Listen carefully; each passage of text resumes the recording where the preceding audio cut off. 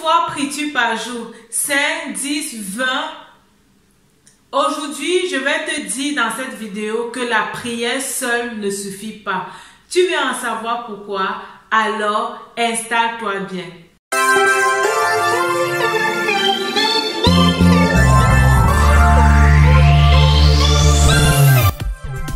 Salut, bienvenue dans cette nouvelle vidéo, bienvenue à quelques minutes d'encouragement. Je suis Myriam Tapso, ta motivatrice spirituelle. Et sur cette chaîne, je partage avec toi les astuces et les clés qui vont te permettre de vivre une vie réellement épanouie sur cette terre. Abonne-toi et clique sur la cloche de notification pour ne manquer à aucune vidéo que je publie ici tous les mercredis. Aujourd'hui, dans cette nouvelle vidéo, je vais te dire pourquoi la prière seule ne suffit pas. J'ai grandi dans une famille chrétienne et lorsqu'on parle de prière, je sais ce que c'est la prière. Je comprends la prière et moi-même j'aime la prière. Je te rassure que moi-même je prie. Je ne vais pas te dire combien de fois je prie par jour parce que je crois que la prière, Jésus nous a dit de prier en tout temps. Donc je ne limite pas la prière à un certain nombre de fois ou alors à un certain programme. Je prie selon que l'Esprit de Dieu me conduit.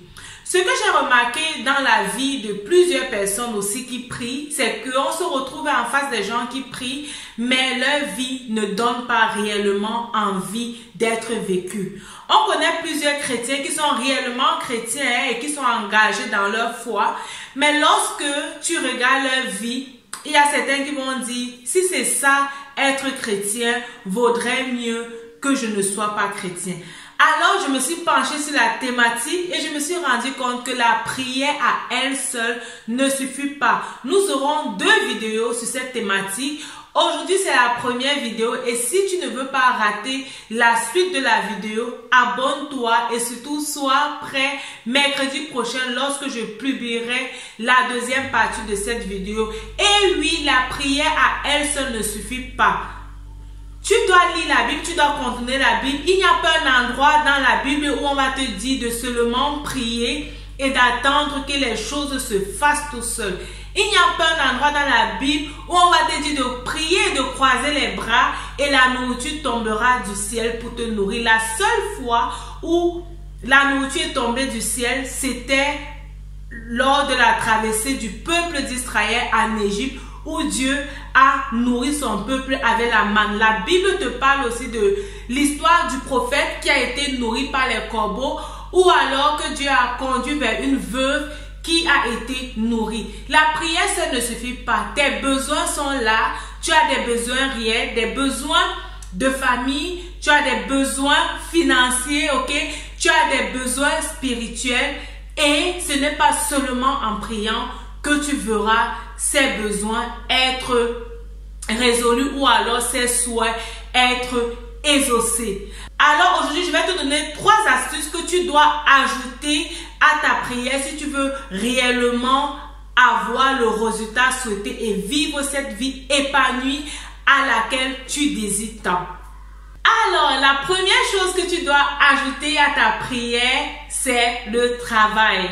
Tu dois travailler pour voir le résultat tant attendu. Tu as certainement mis comme plusieurs personnes des projets, des objectifs que tu voudrais atteindre durant cette année 2021, ok?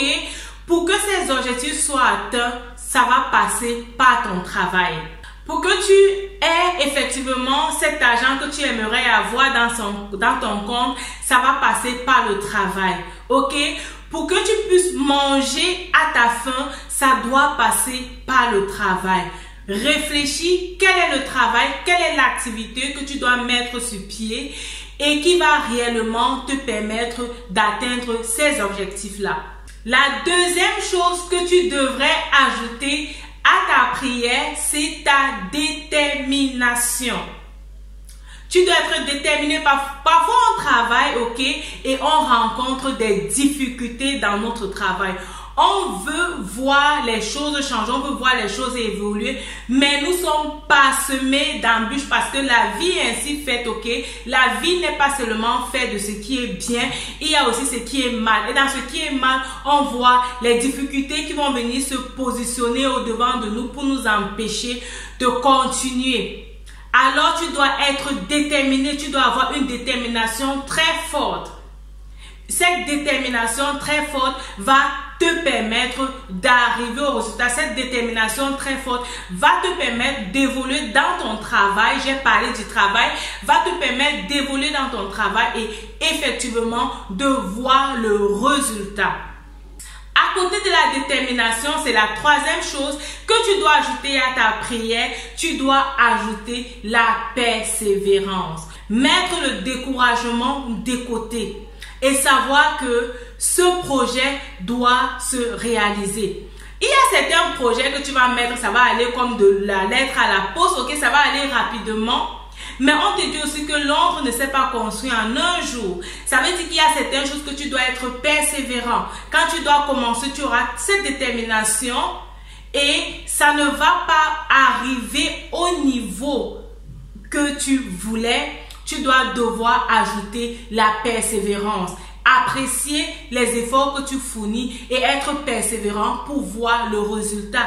En fait, la persévérance va te permettre d'arriver au bout et d'être satisfait. Ok, cette satisfaction-là va venir du fait que tu as été persévérant. Et la jouissance de la réussite, ok, c'est en voyant aussi les efforts que tu auras fournis, en voyant aussi les embûches par lesquelles tu seras passé. Et tout ça, c'est dans la persévérance, en fait, que tu vas réellement arriver à cette jouissance-là. Je vais m'arrêter ici pour que la vidéo ne soit pas très longue. Je t'ai donné 3 indices que tu dois ajouter à ta prière pour réellement voir le résultat. Nous avons parlé aujourd'hui du travail, nous avons parlé de la détermination et nous avons parlé de la persévérance. Le travail, c'est quelque chose que tu dois réellement prendre au sérieux. Ok? C'est vrai qu'aujourd'hui, le travail est associé à la peine à cause de notre désobéissance, de la désobéissance d'Adam et de Ève. Mais le travail doit être pris au sérieux. Lorsque tu regardes la Bible, j'ai fait une recherche, ok? On a 36 passages bibliques qui te mettent en garde contre la paresse. La paresse est exactement l'opposé du travail. Comment est-ce que tu te comportes? Est-ce que tu travailles réellement pour que ce projet que tu as mis sur pied puisse décoller? Est-ce que tu travailles réellement? Est-ce que tu es déterminé? Ok? Est-ce que tu es déterminé pour que ce projet que tu as mis sur pied puisse réellement décoller? Est-ce que tu as la persévérance qui va avec? Est-ce que tu as la persévérance qui va avec? Ça, ce sont des choses que tu dois réellement prendre au sérieux. Rappelle-toi, ta vie, c'est un don de Dieu et la façon dont tu la vis, c'est un don que tu fais à Dieu. Vis ta vie de façon à ce que le monde puisse reconnaître au travers de toi que tu es un enfant de Dieu. Que Dieu te bénisse et on se dit à mercredi prochain pour une nouvelle vidéo. Bye bye.